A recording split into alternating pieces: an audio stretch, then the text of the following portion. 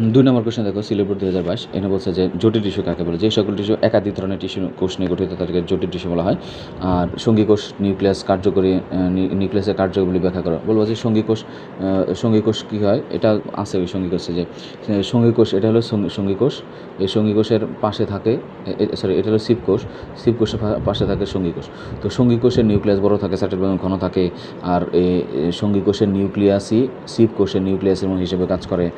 আর এক্ষেত্রে কী হয়, এক্ষেত্রে বলবো যে সঙ্গী কোষে কোনো নিউক্লিয়াস নাই, সিপ কোষে কোনো নিউক্লিয়াস নাই, এই নিউক্লিয়াস নাই কিন্তু সঙ্গী কোষের নিউক্লিয়াস এর নিউক্লিয়াস হিসেবে কাজ করে। আচ্ছা, চিত্র এ এর গঠন বৈশিষ্ট্য ব্যাখ্যা করতে বলছে। এটা হলো তোমার, এটা কি হতে পারে দেখো, এটা হলো ট্রাকিড, এটা হলো ট্রাকিডের কথা বলছে। ট্রাকিডের বৈশিষ্ট্যগুলো বলবা যে এটা লম্বা, প্রান্তভাগ সরু, কোষপ্রাচীর পুরু, সেলুলোজোম এবং লিগনিজোমে পুরু হয়, এদের প্রাচীর কূপযুক্ত হয়।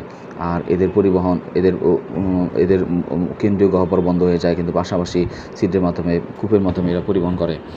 আর কি বলবা, এরা হচ্ছে যান্ত্রিক দৃঢ়তা প্রদান করে, এরা কাজগুলো বলবা যান্ত্রিক দৃঢ়তা প্রদান করে। তারপরে হচ্ছে এদের প্রাচীর বিভিন্ন রকম হতে পারে, কূপাঙ্কিত হতে পারে, তারপরে তোমার সিঁড়ির মতো, দ্যাট মিনস সোপানাকার হতে পারে, সর্পিলাকার হতে পারে, বিভিন্ন ধরনের আকার হতে পারে।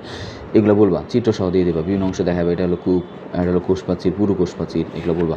আচ্ছা, বি এবং সি এর তুলনামূলক আলোচনা করতে বলছে। বি হচ্ছে প্যারেনকামা, এটা হলো স্টেনকামা। প্যারেনকামাগুলো বলবা যে একদম চিত্র তুমি পার্থক্য করে দিবা, এটা এখানে লিখবে প্যারেনকামা, এদিকে লিখবে স্ক্রিনকামা, চিত্র দিবা, এদিকে চিত্র দিবা, চিত্র থাকলে দিবা। বলা যে এদের কোষপ্রাচীর পাতলা, এদের আন্তঃকোষীয়, এদের কোষপ্রাচীর পুরু, এদের নিউক্লিয়াস বড়, সাইটোপ্লাজম ঘন, এরা নিউক্লিয়াস অনুপস্থিত, সাইটোপ্লাজম অনুপস্থিত থাকে, এরা মৃত কোষ, এরা জীবিত কোষ, এদের আন্তঃকোষে ফাঁকা জায়গা থাকে, এদের থাকে না।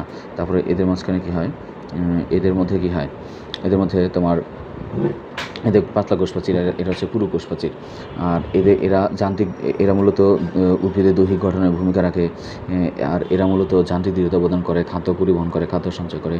আর এদের মাঝখানে ক্লোরোফিল থাকতে পারে, কিন্তু এদের মাঝখানে ক্লোরোফিল থাকে না। আর এদের মধ্যে প্রোটোপ্লাজম থাকে, এদের মধ্যে প্রোটোপ্লাজম থাকে না। এই তুলনামূলক আলোচনা করবো, সেটির মধ্যে আছে দেখে নেবা।